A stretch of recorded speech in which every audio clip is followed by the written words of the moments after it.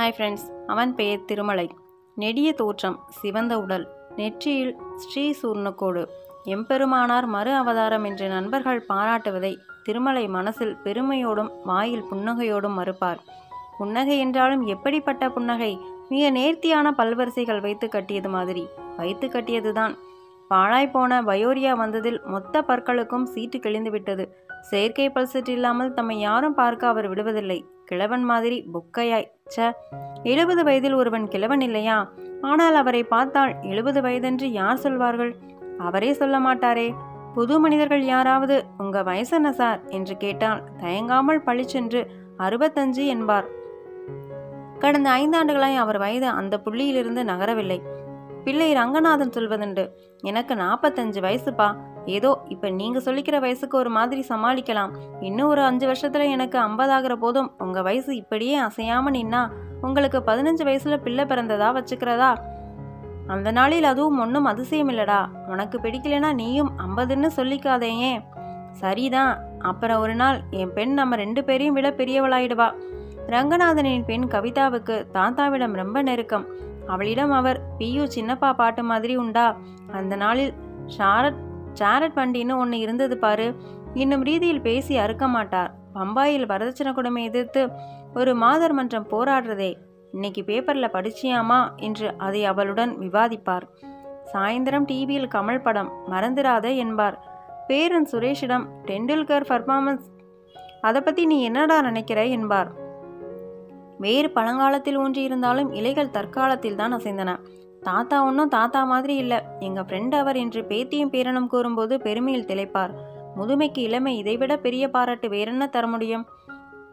Friend நட்பில் அவர் குணத்தின் அடியிலை. பலரகப்பட்ட நண்பர்கள் அவருக்கு உண்டு. திருமேனி பாங்காவிலிருந்து ஏண்டா பழி, இன்னும் உயிரோடையா இருக்க, இதுவரை விசாரிப்பு வகைகளில் வேறுபடும் அத்தனை ரக நண்பர்களும் உண்டு. நண்பர்களின் ரசனைக்கேற்ப ராமானுஜரின் ஸ்ரீவாசியம் முதல் ரஜினியின் தளபதி வரை, பண்டைய எகிப்து நாகரிகம் முதல் இன்றைய எய்ட்ஸ் நோய் வரை பேசுவார்.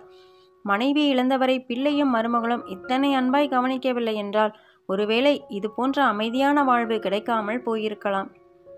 காலையில் குளித்துவிட்டு சுத்தமாய் பூஜை அறைக்குள் நுழையும் போதே மாட்டுப்பெண் ஸ்ரீபதி அங்கு கோலம் போட்டு தூப தீபங்களும் நைவேத்திய பாயசமும் தயாராய் வைத்திருப்பாள்.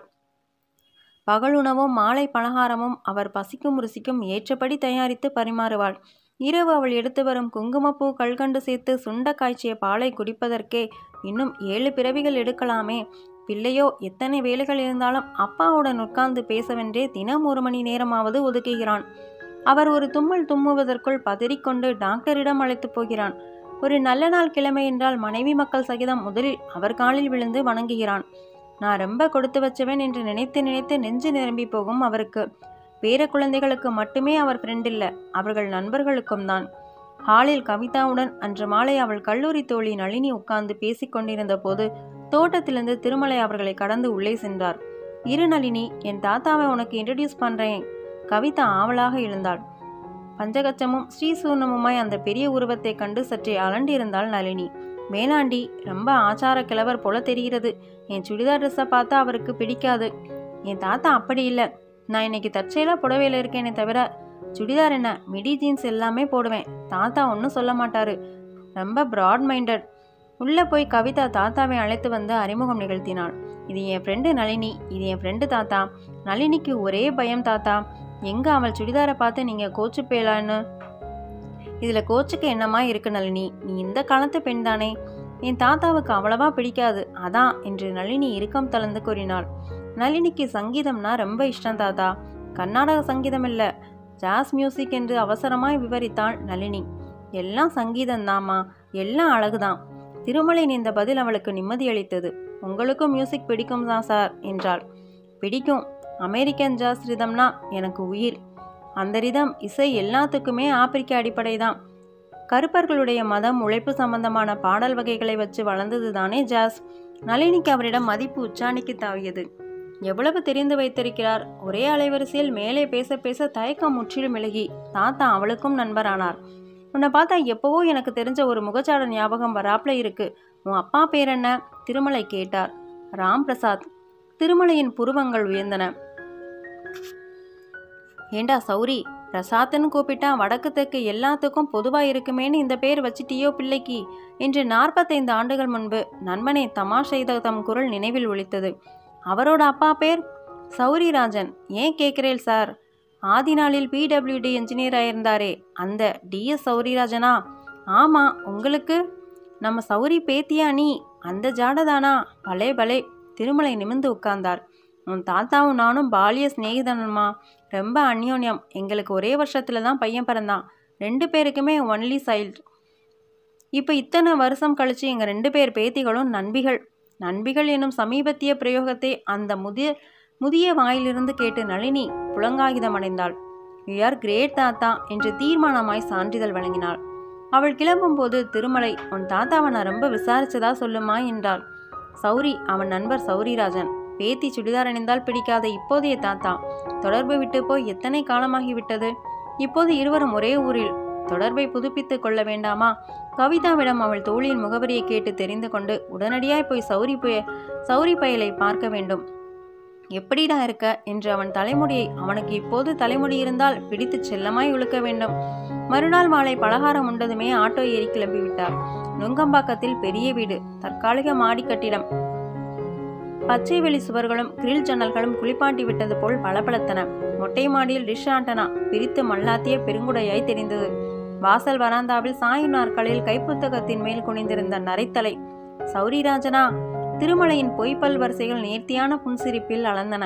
இப்போது தலை நிமிர்ந்து தன்னை பார்த்து அடையாளம் கண்டு கொண்டு கண்கள் விரிந்து மின்ன, ஏய் திரு, நீயா என்று சந்தோஷத்தில் நெகிழ்ந்து ஓடி வருவானோ? திருமலை நெருங்கி வந்தார். நெற்றி சுருங்கியது. கண்ணாடியை சரிப்படுத்தி கொண்டு உற்று பார்த்தார்.